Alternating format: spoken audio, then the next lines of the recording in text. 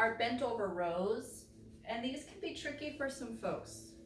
I've been in this industry for 20 years, and I've learned not to judge people's bodies or assume that people can do something because it looks simple. Over the years, with our tech savvy culture, we've really lost a lot of core foundational strength, especially in the core. So even when we're trying to do an upper body move, a lower body move, if the core isn't having it, the whole thing can be a little bit off. So again, Fit Foundations is designed to help you bring your core into all of the movements as well.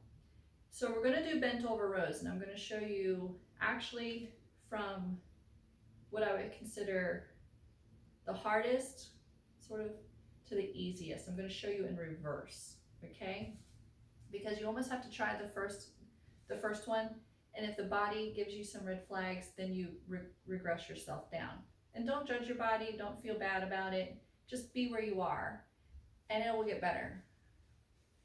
So, grab some hand weights, soup cans, water bottles, maybe even small children if they can stay stiff and cooperate, okay? And I like to have the feet, for my beginners especially, about 6 bones width apart and hip width apart. You can also narrow this down. Sometimes I find that gives you a better range of motion, but for people who struggle with balance, it's not the best option, so you can go a little bit wider. But the back is what's really important here. So it's kind of where we go into this hip hinge movement, right? We bend at the knees and we send our butt down. And then we send our spine long. And so it's almost like those weights are hanging out right by my knees.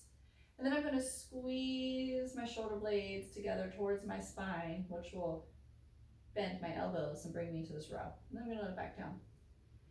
And notice as I do this, I'm not rocking my spine, okay? Because sometimes I see people get into this really weird dance where they're just like, okay, that's not it.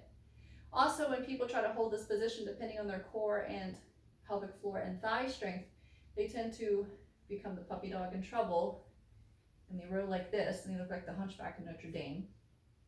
Or they have the bee stinger out, and they're like Beyonce, and they're like, that's not it either.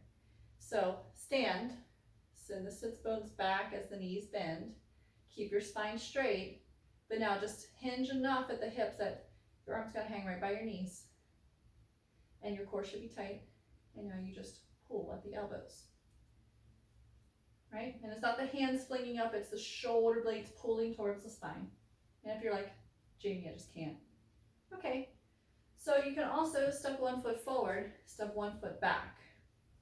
And you kind of end up on this trajectory. See that angle from the top of my head to the bottom of my heel? And my hands are kind of hanging down here by my knees naturally. And I can do a row here. Or I can even set this one down and row one side only, just like so.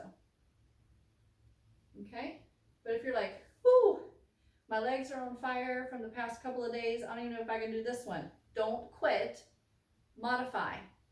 So maybe you take this knee all the way to the floor, you put that one weight down, you put your elbow, and here again, I'm not hunching, I'm gonna think straight, tall posture, and now I just pull with one arm, 25 on each side.